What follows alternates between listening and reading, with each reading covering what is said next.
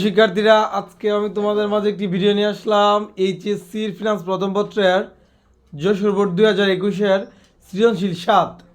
এটার গতাকে বলা হচ্ছে যে এম কোম্পানির অভ্যন্তরীণ আয়ের হার নির্ণয় করো। অভ্যন্তরীণ আয়ের হার যে কথা, আয়ের হার একই কথা।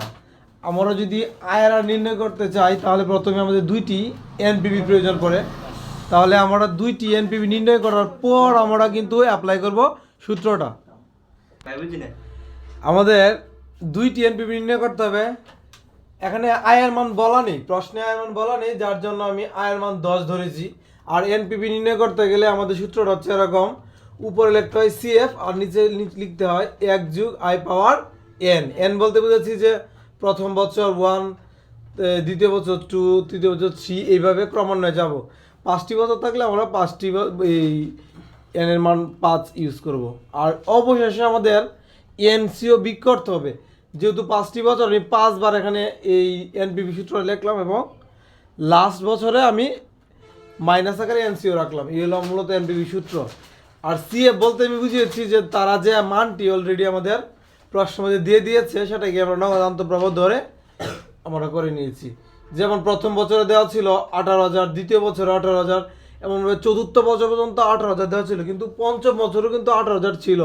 কিন্তু প্রশ্নে বলা আছে এম প্রকল্পের ভগ্নাংশ মূল্য হচ্ছে 5,000। তাহলে শেষ বছর আমাদের ভগ্নাংশ মূল্যটা যোগ করতে হয়, যার জন্য আমরা 18 সাথে আরও অতিরিক্ত আকারে 5,000 যোগ করে এখানে 23,000 টাকা করেছি।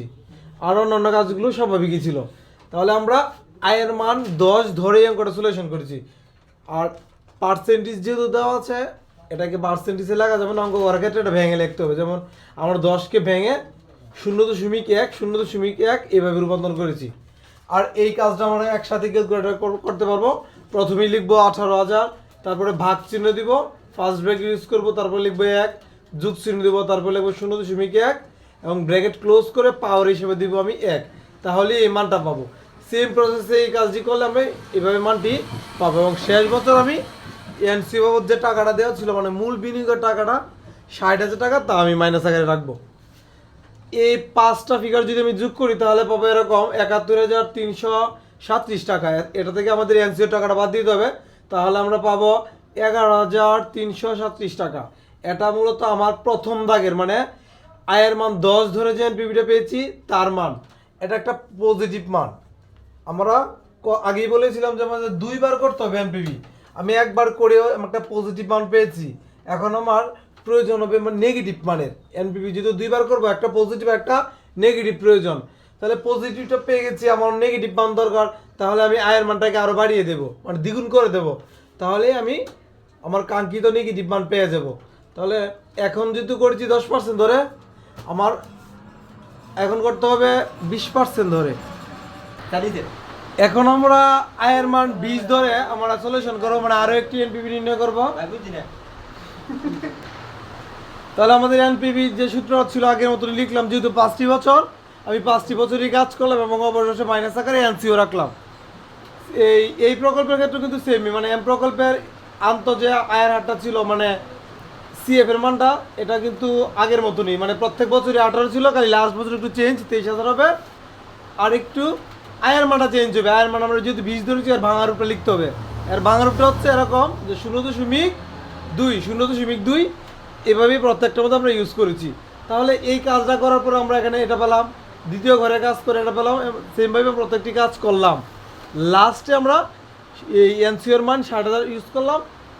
এই 5টা বছরের টাকা যদি আমি যোগ করি পাবো 55,839 টাকা।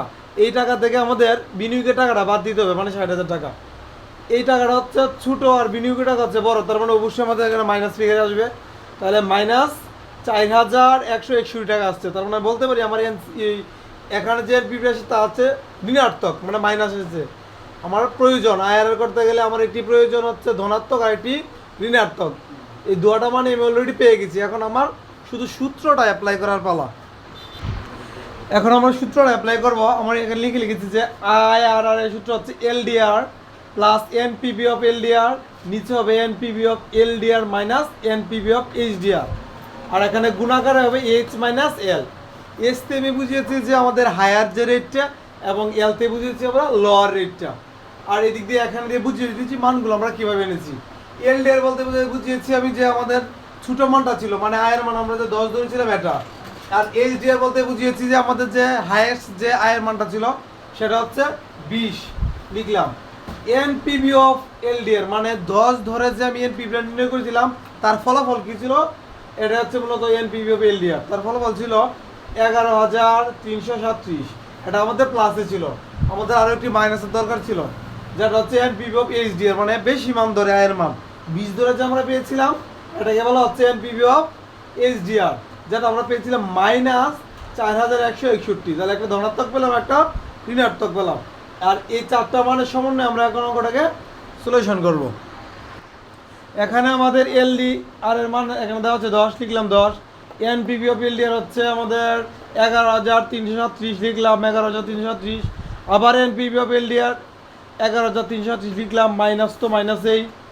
এনপিভি অফ এইচডিআর হচ্ছে -4161 লিখলাম, -4161 গুণ তো গুণেই। এখানে এইচ এর মান বলতে আমি বুঝিয়েছি বড় মানটা 20 এবং মাইনাস চিহ্নের পরে এল, এল বলতে বুঝিয়েছি আমি ছোটো মানটা 10। 10 তো 10এই, উপরে যা ছিল তাই লিখলাম। এখানে 11,337 লিখার পরে এখানে মাইনাস আছে, এখানে মাইনাস মাইনাস মধ্যে হবে প্লাস, প্লাস দেওয়ার পর এখানে যা ছিল তাই লিখলাম। 20 থেকে আমি 10টা মাইনাস করলাম, পেলাম 10। এই 10 যা ছিল তাই লিখলাম। এখানে একটু ক্যালকুলেশন করলাম, উপরের মানটাকে এই দুইটা যোগফল দিয়ে ভাগ করলাম এবং যা পেলাম তার সাথে আমি 10 গুণ করলাম। তাহলে এরকম আমরা একটা উত্তর পাবো 7.31। এই মানের সাথে এই মান যদি যোগ করি তাহলে আমি 17.31 পাবো। এটা হচ্ছে মূলত আমার আইআরআর এর কাঙ্ক্ষিত মান।